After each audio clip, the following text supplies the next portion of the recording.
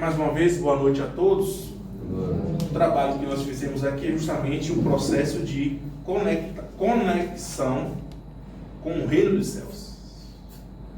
Eu preciso que vocês guardem essa pergunta para ver se vocês têm a resposta no final. Onde se encontra o reino dos céus? Onde se encontra o reino dos céus? Vamos lá. Eu peguei esse livro, peguei o Evangelho segundo o Espiritismo, sou apaixonado por essa escritura, apaixonado no sentido de respeito, assim, já lia, né, por obrigação, mesmo se gostar de ler. Nas escolas a gente lia muito sobre literatura, as professoras de português obrigavam, eu tinha, não sei porquê, eu tinha um prazer de ler sobre essa escritura que é a Amélia Rodrigues. E quando eu passo por Oliveira do Campinho, eu fico feliz, mais feliz ainda em saber que ela nasceu aqui próximo. É a Amélia Rodrigues, né? E que ela, mesmo encarnada, né, quando encarnada, ela já fazia parte da equipe espiritual da benfeitora Joana de Ângeles. Quando ela desencarnou, a benfeitora Joana de Ângeles convidou-a para poder dar continuidade aos seus livros, mas de forma mais precisa em relação ao Evangelho. Ela fala de forma poética. E dos livros existem, acho que mais de 8 livros, né, referente a ela, ou que alguém escreveu, ou que ela escreveu, mas 2 que eu sou apaixonado, né, são esse daqui, é o Fazendo Comercial, Pelos Caminhos de Jesus. Fantástico esse livro, muito bom, fininho, tem as mensagens bem objetivas. E o outro que é encantador. Se você é espírita, você tem que ler, deve ler, precisa ler. Eu não me canso de falar. Se você é espírita, você precisa ler e estudar o Livro dos Espíritos, o Livro dos Médiuns, o Evangelho segundo o Espiritismo, o Céu e o Inferno, um livro maravilhoso, e a Gênese. Eu me lembro que quando eu li a Gênese, estudei a Gênese, eu estava estudando biologia na faculdade. Eu ficava encantado, porque o mesmo livro de química, de bioquímica que eu estava na faculdade, era o mesmo assunto que estava no livro da Gênese, que fala justamente sobre a questão da química, da origem da vida, das energias, né, da filosofia, da física. É fantástico. Então, tem outros livros. Então, para você ser espírita, você precisa estudar essas obras. E eu digo sempre às pessoas, você frequenta o centro espírita, não quer dizer que você é espírita. Você é simpatizante, você tem afinidade, você tem uma conexão com o espiritismo. Mas para você ser espírita, você precisa estudar essas 5 obras, no mínimo.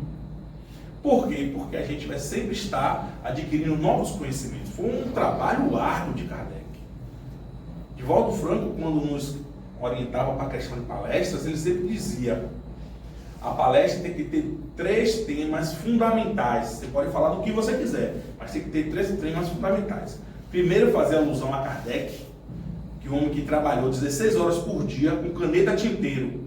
Você sabe o que é que você escrever com a caneta normal? Cansa pra caramba. Eu sei muito bem que esse copiei muito castigo. Minha mãe botava copiar muito castigo.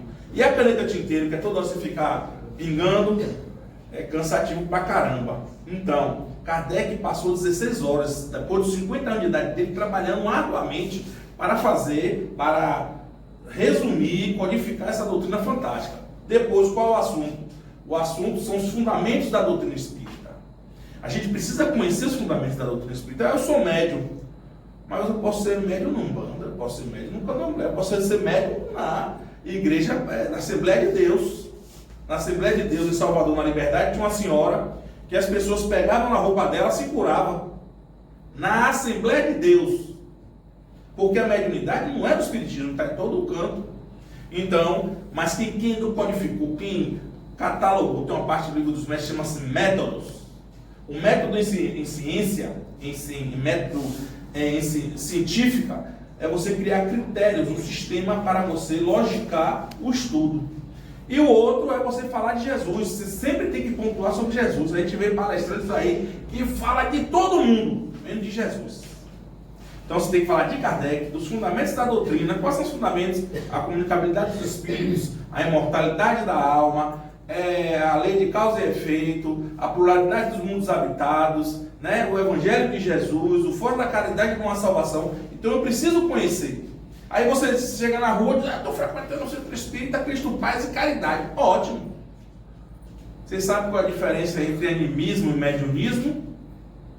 Você nem por onde vai isso mesmo. Está fazendo o que aqui? Que aqui é uma escola.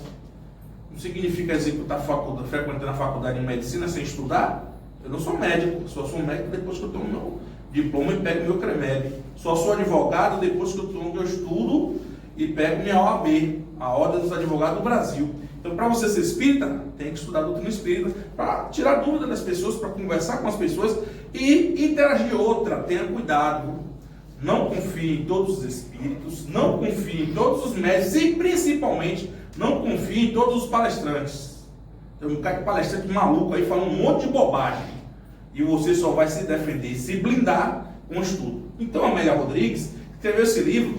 Aí o tema, né, que o doutor Edson passou, meu reino não é deste mundo. É quando eu vou para a Amélia Rodrigues, que eu leio a criatura maravilhosa, tá lá, candidatos ao reino.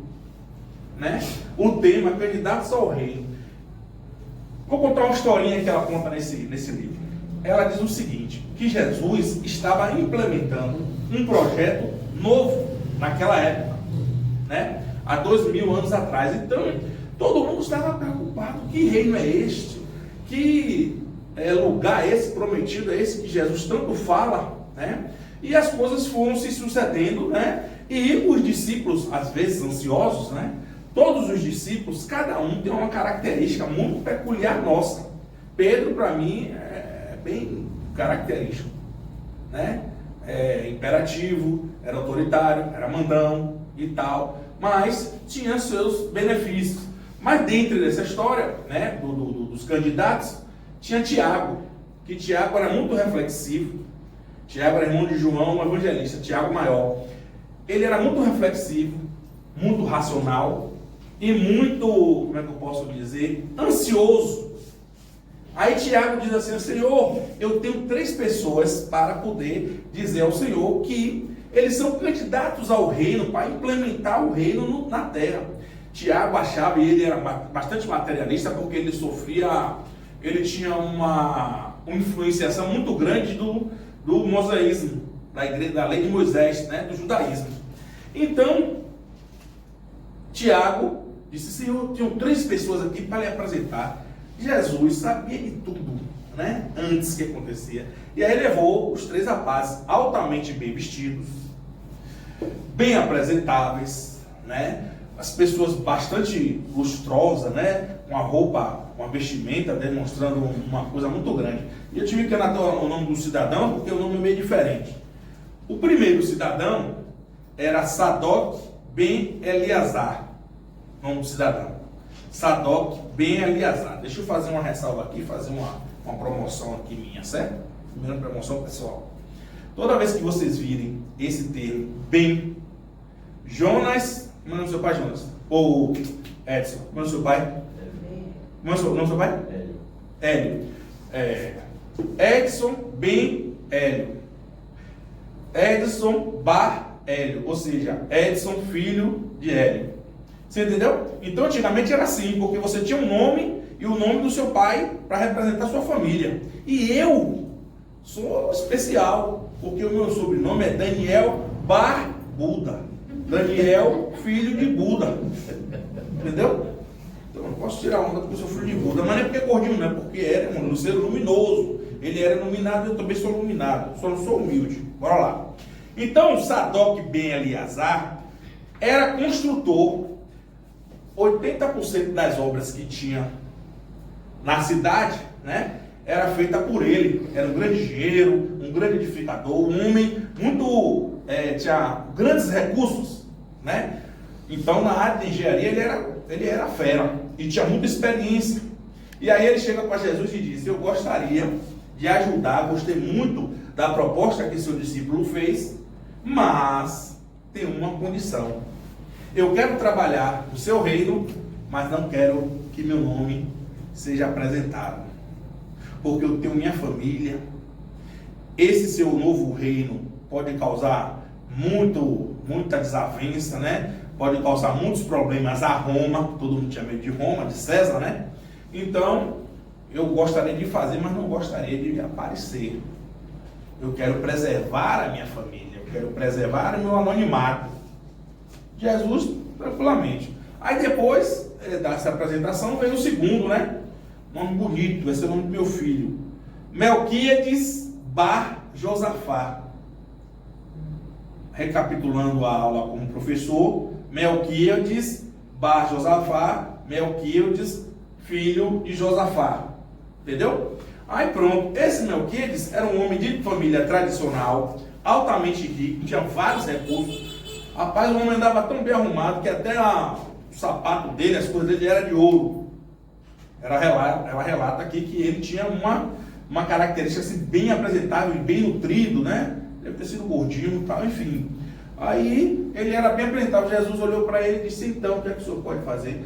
Eu posso bancar o seu reinado, posso oferecer muito dinheiro, mas eu não gostaria muito de aparecer também, porque tem o nome da minha família, tem a herança da minha família, que passou de meu avô para meu pai, para mim. Então, esta coisa eu não posso brigar com César. Então, este reino pode ser feito, eu posso dar todos os recursos que for necessários para a implementação desse reino e continuar, mas eu não quero aparecer, não quero ter também. Aí, Jesus já ficou um pé atrás, já sabia.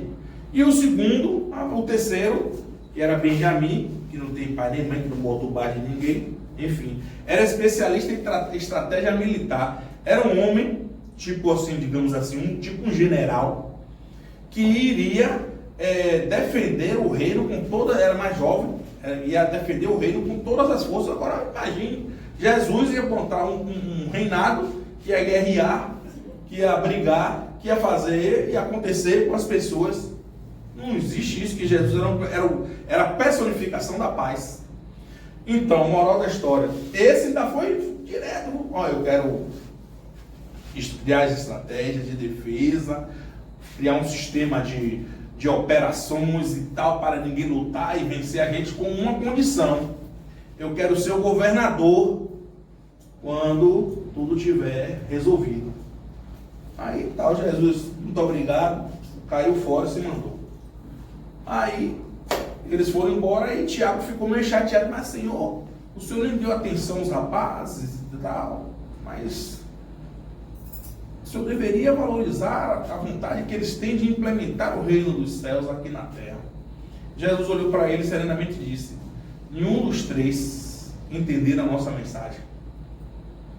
Todos queriam se vangloriar, todos queriam executar o seu ego, implementar as suas vontades, sobrepondo-se à ideia que a gente vem implementar do reino dos céus, do reino que realmente é evidenciado pelas nossas falas, pelas nossas ideias. Eles vieram buscar promoção, eles vieram buscar uma projeção. Tem cadeira aqui, meu irmãozinho? Pode sentar aqui. Então, tem a questão do ego. Então, ele não tinha conhecimento do que era o reino dos céus. Então, minhas irmãs e meus irmãos, essa mensagem é muito forte, porque nós nos candidatamos ao reino dos céus, mas nós nos candidatamos da nossa forma, não dentro dos desígnios de Deus. E os desígnios de Deus são bem explícitos. Jesus resumiu a lei mosaica em um mandamento só: amar a Deus sobre todas as coisas e amar o próximo como a ti mesmo. E a benfeitora Joana de Ângeles, escrevendo as 16 obras que representam a sua série psicológica, ela diz para a gente implementar dentro de cada um de nós esse ensinamento de Jesus ao inverso. É amar a Deus sobre todas as coisas, todo o seu espírito, toda a sua alma. E amar o próximo como a si mesmo. Ela fala ao inverso: ame-se primeiro, cuide de você primeiro, valorize você primeiro. Aí se eu perguntar aqui a Cleo, por exemplo: Cleo, qual a pessoa mais importante do mundo para você? Aí você olha para mim e diz: a pessoa mais importante do mundo para mim é meu cachorro. E nem pessoa é, mas é porque ele me ama. Meu filho, minha mãe. E eu vou dizer que você está totalmente errada. Por quê? Porque a pessoa mais importante do mundo para cada um de nós somos nós mesmos. Mas Daniel, isso é um ato egoísta? Não, isso se chama auto-amor. Uma autovalorização. E a partir do momento que a benfeitora faz essa análise psicológica, ela diz: amar o próximo mais próximo. Qual é o maior desafio que nós temos? Amar o próximo mais próximo, dentro de casa, na família. O lugar para ter hipocrisia é família. O lugar para ter falsidade é família. Porque nas horas duras, nas horas difíceis, nas horas impróprias, nas horas desafiadoras, nós encontramos poucos para nos ajudar. Nós encontramos aquele que vai realmente nos dar apoio, nos dar força, com uma palavra de incentivo. Agora, nos momentos de festejos, nos momentos de alegria, Ave Maria, é a família toda unida. Eu adoro um ditado que tinha antigamente, eu adoro ditado e provérbio. Um ditado que diz assim: família unida só no retrato. Como retrato é coisa de velho, só no selfie. Que hoje é selfie, a linguagem é selfie, então só no selfie, só unida ali. Por quê? Porque a gente precisa se amar. Você sabe onde é que tem a maior reunião mediúnica do mundo? Nossa casa. Porque ali estão espíritos encarnados que foram amores do passado, amores fraternos, foram pessoas que nós amamos muito e que reencarnaram ali. E também espíritos inimigos, trevosos, perversos, ou que nós maltratamos, ou que eles nos maltrataram. Aí Deus bota todo mundo junto para a gente ficar ali juntinho. E você vê que é uma coisa tão pesada que não existe ex. Existe ex-namorado, ex-esposa, ex-genro, mas não existe ex-pai, ex-filho, não existe ex-irmão. É para sempre.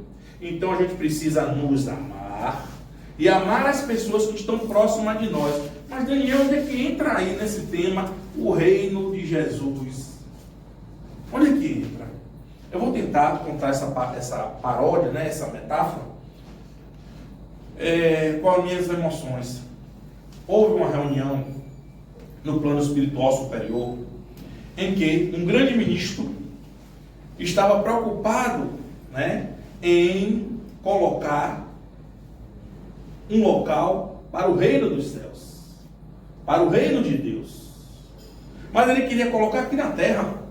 E aí chamou um grupo de pessoas para dar ideias, um grupo de ministros também para dar ideias. Aí um teve a ideia assim: vamos colocar nas profundezas do mar. Um diz assim: não vai dar certo, porque o homem vai criar sondas, vai criar submarinos que vai às profundezas do mar e vai descobrir. Temos que colocar num lugar mais difícil. Aí o outro fez: vamos colocar nas estrelas, nos satélites, nas luas, vamos colocar nos sóis, vamos colocar no espaço sideral. O outro retrucou e disse: não podemos colocar, porque o homem vai criar ônibus espaciais, naves espaciais, e poderá descobrir esse tesouro no plano sideral. Aí um foram dando outras ideias: não, vamos colocar dentro da semente. Não, dentro da semente não, porque os cientistas vão com microscópios profundos e vão descobrir e tal. Aí um teve um insight, o nome dele era Daniel, né? Aí ele disse assim: olha, mestre, eu acho que o senhor deveria colocar o reino de Deus, a matriz do reino de Deus, dentro do ser humano.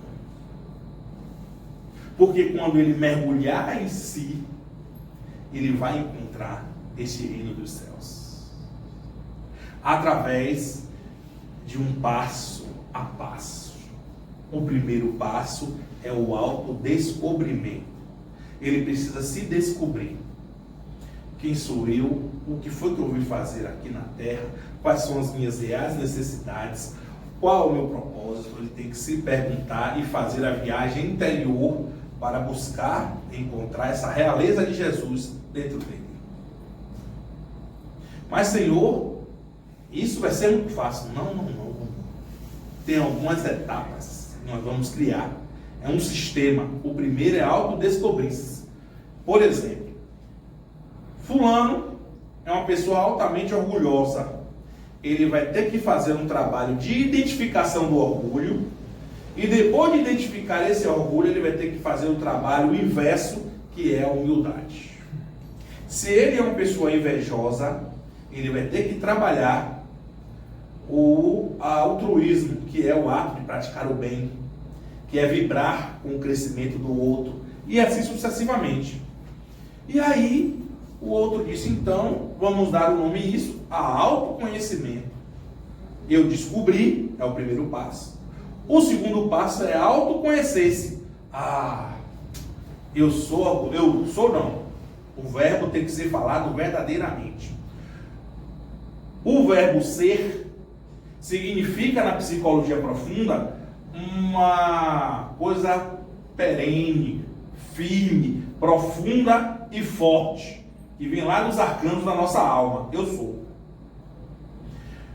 Estar é um verbo momentâneo. Eu estou momentaneamente gordo. Eu estou feliz, porque a felicidade é momentânea. Eu estou depressivo, porque a depressão tratada ela pode ser momentânea. Então o verbo estar é momentâneo.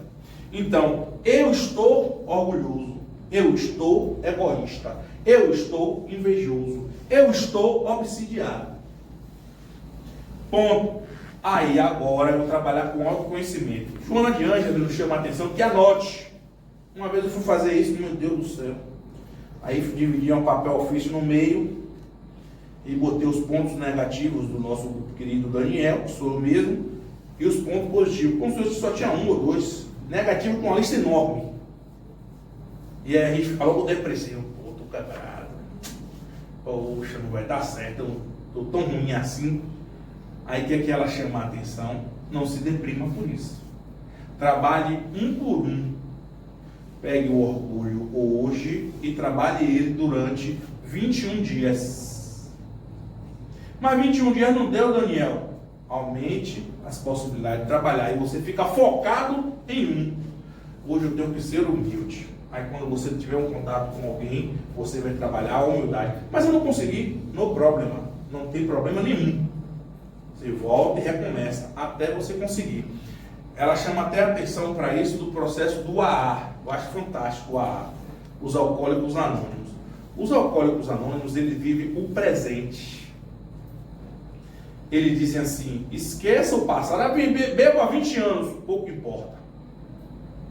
Eu vou beber no futuro, pouco importa. O problema é hoje. Então ele comemora o dia de hoje. Poxa, beleza, passei 24 horas sem beber. É assim que a gente tem que fazer com as nossas questões, que é mais profunda, da moral, da ética, do comportamento. Aí você diz, pô, mas eu sou uma pessoa bem chata. Eu adoro ver pessoa chata. Dá vontade de se olhar, se dá um cascudo. Que pessoa chata reclama de tudo, nada está satisfeito. É um negócio triste. Então o que acontece? A gente tem que trabalhar. Eu agora mesmo, eu já ouvi de uns 5 a 6 espíritos dizer assim, Daniel, trabalhe a paciência. Trabalhe a paciência. A benfeitora Joana de Ângeles disse que a paciência é a ciência da paz. E nós todos agora estamos com um transtorno de ansiedade. A pessoa olha para o outro, mas você é bonito. Você está tão ansioso que quer bater no outro, que o outro chamou de bonito. Porque a ansiedade bloqueia as suas funções cerebrais. Bloqueia as suas percepções. E você faz a coisa toda destabanada. É igual um carro sem freio descendo uma ladeira. O que é que vai acontecer lá embaixo? Vai bater, vai acabar com tudo. Então, autoconhecimento. Se você não aguentar, não fizer, busque ajuda terapêutica. Vá a um psicoterapeuta, vá a um psicanalista, tal, e procure ajuda. Aí você diz, pô, Daniel, mas quem vai para psicólogo, para psiquiatra, para psicanalista é maluco. Vá para você não ficar maluco. Essa é a proposta. Então, depois do autoconhecimento, eu identifiquei os meus problemas e eu vou começar a lutar a vencê-los, veio o processo de autotransformação. Agora eu vou mudar. Eu sou uma pessoa orgulhosa, vou ser uma pessoa mais humilde, mais simples, menos prepotente, menos autoritária, menos orgulhosa. Aí você se transforma aos pouquinhos, passo a passo, um de cada vez. Depois desse processo de autotransformação, vem o processo de autoiluminação, que é aí a conexão nossa com o reino de Deus dentro de cada um de nós. Que é o afloramento do Cristo dentro de nós. Que é aí que chama Carl Gustav Jung de o ser luminoso que está dentro de nós. Luminoso quer dizer a mesma coisa que iluminado. Então a gente precisa fazer essa viagem interior. Nós não gostamos. Nós temos medo. Nós temos receios. E dizer a si mesmo, eu posso. Eu hei de vencer. Eu vou conseguir. Todo o processo obsessivo, não se esqueça disso, que a maioria aqui estão nos tratamentos, todo o processo obsessivo começa na nossa mente. Se a gente trabalhar na nossa mente, no projeto do bem, na vivência do bem, no fora da caridade não há salvação, os próprios obsessores que estão conosco, porque são espíritos do passado que estão cobrando o que nós fizemos contra eles, né? Eles estão usando a toga da justiça para nos cobrar. Então, qual é a melhor forma de você vencer as desobsessões?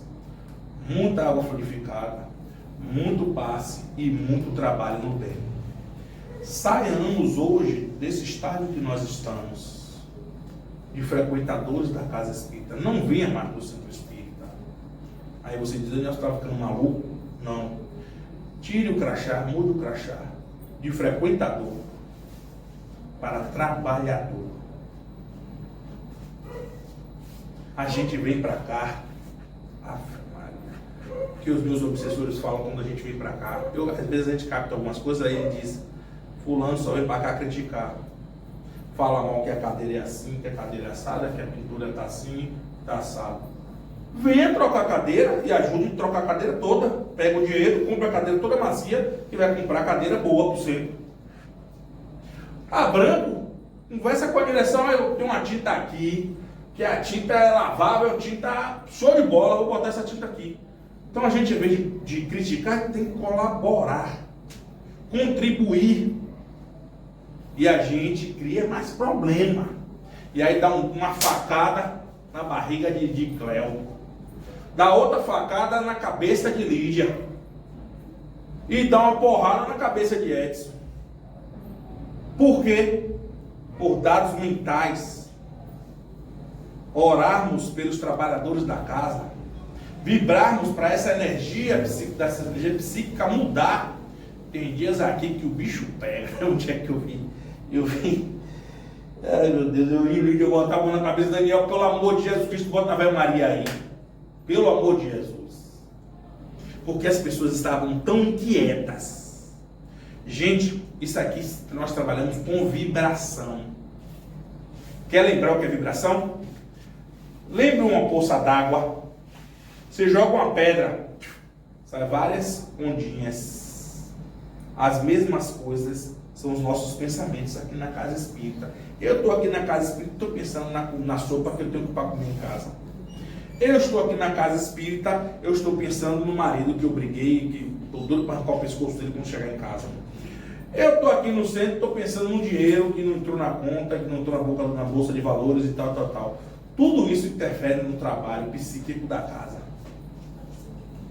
Então a gente precisa viver em estado oracional. Emanar de cada um de nós os melhores pensamentos. E o reino dos céus precisa dizer onde está agora? Está dentro de cada um de nós. Dentro de cada um de nós. Mas só que apenas, como nós somos ainda espíritos em evolução, imperfeitos, nós damos vazão à sombra. E Jesus é um negócio. Jesus, por que o Senhor faz isso conosco? Eu aprendi, está aqui, o self, que é o espírito, é só um nome em inglês, self, o espírito. Está o ego, está aqui. E você precisa vencer o ego, que são as suas funções físicas. A gente só pensa em comer, beber, fazer sexo, né? Se alimentar, pagar as contas e tal. São as características que são importantes para as nossas vidas. Quando nós temos uma vida fisiológica, só pensamos no material, no terráqueo. Quando nós temos uma vida material associada a uma vida psicológica, qual é? Eu como, eu bebo, eu pratico sexo, eu faço tudo isso, mas eu tenho um projeto de vida, eu tenho sonhos, eu tenho uma visão de futuro, que justamente o reino do céu que Jesus falou naquela época, o meu reino não é desse mundo, é justamente o futuro que iria chegar com coisas novas. Então, a gente precisa, dentro desse processo, do ser fisiológico, do ser psicológico, ter sonhos, ter ideais. Nós não temos nada. Você pensa assim, entrou 2022, vai ser um ano maravilhoso. Como se a gente faz a mesma coisa do ano anterior? Isso é uma questão matemática. Se nós estamos errando numa equação, os números, os cálculos estão errados. Consequentemente, o resultado vai ser errado. Mas se eu estou usando a fórmula correta, os cálculos corretos, as letras corretas, o resultado vai ser correto. É uma lógica. Então, o reino dos céus é fazer o bem. Mas exaustivamente, e digo mais, não é só dar dinheiro não. Dar dinheiro é muito bom. Essa caixinha mesmo, quando abre, Ave Maria, eu fico feliz, viu? Tem tanto dinheiro, Ave Maria, dinheiro que não vale nada, porque o povo aqui segura o dinheiro, bota pouquinho só, já vem a gente botando R$2, R$1, só bota 50. Porque para sacudir, para botar bastante peso para a Lídia carregar peso na cabeça. Então o que acontece? A gente tem que rever os nossos conceitos e abrir o nosso coração. Um espírito me disse essa semana, a semana passada, que eu perguntei um negócio a ele, por que minha mediunidade estava tão limitada em determinados pontos, porque eu tenho vultos de visão muito raro. Ele me deu uma cacetada tão bonita, disse assim, o problema todo está em seu coração, está em seu sentimento. Quando você tiver com um sentimento nobre, as coisas acontecerão. E o pensamento e a vontade é a fonte de tudo. Pensamento e vontade. Onde é que está o pensamento? A sede do pensamento no cérebro. 1,5 kg essa glândula tem. Né? Essa glândula faz conexão com o plano espiritual, porque tem o chakra frontal, o chakra coronário que fica aqui. Aí faz conexão com o plano espiritual. E nessa região nós temos os plexos e nós temos os chakras que estão associados à vontade. Dentre o chakra genésico que está associado à sexualidade. Por isso que quando a gente vai aplicar um passe ou participar de uma reunião mediúnica, não deve ter relações sexuais, porque a vibração, a energia, a criação vem do chakra coronário ou do chakra genésico. Então, depois de muita informação, Daniel, resume esse negócio, você apertou minha mente. O reino dos céus, o reino de Jesus está dentro de nós. Precisamos fazer a viagem interior para descobrir esse reino dentro de cada um de nós. E para finalizar essa mensagem, eu gostaria de usar vocês podem pesquisar na internet. Tem engraçado, né? Que eu comecei com os convidados do reino. E eu vou terminar com a mensagem que se diz convidados indesejáveis. Pode gravar aí. Convidados indesejáveis. Esta é uma mensagem de Humberto de Campos, ditado ao médium Divaldo Franco, em que Humberto de Campos disse que Simão Pedro, no plano espiritual, convidou Jesus, nessas eras atuais, para visitar o planeta Terra. E convidou outros ministros espirituais com uma comitiva maravilhosa. E o cabeça era Simão Pedro. Aí Jesus fez: Simão, vamos para onde primeiro? Vamos para o Vaticano, onde eu fui crucificado de cabeça para baixo, em homenagem ao Senhor, porque eu não tinha condições de ser crucificado do mesmo jeito que o Senhor. Então vamos para o Vaticano falar com Sua Santidade o Papa. E aí estava lá, eles inclusive vieram com a roupa, a vestimenta do passado, né? Aquela vestimenta que Jesus usava e tal. E aí quando foi falar lá com o soldado suíço, que são impecáveis, né? Não deram atenção e eles foram entrando, por falar com o cardeal, que era secretário do Papa. Aí Simão Pedro disse: Senhor, essa igreja representa a mim, Simão Pedro. Essa igreja de São Pedro que está aqui, e muito bonita por sinal, Jesus fez com muito ouro por sinal. E aí o cardeal fez: quem são vocês? Um bando de mendigos? Aí Pedro: não, eu sou Simão Pedro, aquele ali é Jesus e esses são os ministros. Vocês são um bando de mendigos com essa roupa para falar com o Papa? Tem que passar por um protocolo, marcar antes, fazer todo um processo para chegar até o Papa. Não é assim não, é agendado. O Papa é um homem muito ocupado. Mas este é Jesus. O Papa não é representante dele, sua santidade. Ó, meu irmão, eu vou me embora, vou mandar os guardas retirarem você daqui, porque vocês são um bando de mendigos. Aí Jesus: poxa, Pedro, até fora da sua igreja, botaram a gente para fora, que pode. E por sinal está cheio de ouro, muita opulência, muita riqueza. Vamos sair. Aí Pedro fez: ativa uma ideia. Vamos para a Catedral Gótica da Inglaterra, que representa o seu grande divulgador do Evangelho, que é a igreja de São Paulo. E aí foram para lá. Quando chegaram lá, mesmo processo e tal. E aí o arcebispo responsável disse: vocês são um bando de loucos. Jesus vai estar aqui com essa roupa. Mas essa igreja é muito bonita, representa os ensinamentos do Evangelho. Quem é o presidente daqui? O presidente é um homem muito ocupado, vai falar com vocês estão loucos. E aí Jesus: poxa, na igreja do representante, do divulgador do Evangelho, que é a igreja de São Paulo, na Inglaterra, infelizmente, não coisa. Aí teve um que disse assim: vamos para o Brasil. Disse que lá é a pátria do Evangelho e o coração do mundo. Não sei se ele veio para Santa Amaro, mas ele disse: vamos lá para o Brasil. Foi para São Paulo. Chegou lá em São Paulo, quase Jesus era atropelado. Jesus seria atropelado em São Paulo, que o trânsito, muita gente e tal. Poxa, rapaz, o negócio aqui é coisa. Foram para o Centro Espírita. Centro Espírita, porque o Centro Espírita, o Espiritismo é um consolador prometido por Vossa Excelência, Senhor. Vamos lá. E aí, uma pessoa simpática, né? Muito simpática, tipo o pessoal daqui da recepção, não seria um demérito, o pessoal da recepção. Aí falou: olha, aqui é Jesus, aqui são alguns ministros, eu sou Simão Pedro, eu gostaria de falar com o presidente da casa. Não sei se era qual, não era Santa Maria, não, era São Paulo. Aí queria falar com o presidente da casa. Aí o cara olhou assim, um recepcionista olhou assim: nós somos médium, eu estou vendo que vocês são pessoas bastante perturbadas. A desobsessão é por aqui, ó, você segue aqui, vai direto para desobsessão. Eu digo: ih, rapaz. Aí botou Jesus para ser desobsidiado, imagine, viu? Aí botou lá, Jesus vai caminhando obsidiado, ele, Simão Pedro, todo mundo obsidiado, foi para lá. E aí, quando chegou lá, o palestrante, Ave Maria, o palestrante falava de ciência, falava de filosofia e falava de tudo, menos de espiritismo, menos de evangelho. Aí Jesus olhou assim para Pedro: mas esse cidadão fala de tudo, menos do evangelho, menos dos ensinamentos que foram deixados pelas letras sagradas e tal. Vamos sair. Aí Jesus saiu, né? Não tomou nem o passe, né?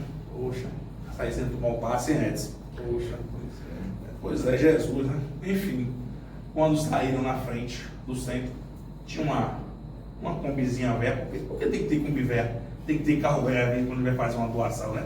Carrinho velhinho e tal. As pessoas estavam fazendo a distribuição de farnéis, de alimentos, né? Distribuindo uma sopa.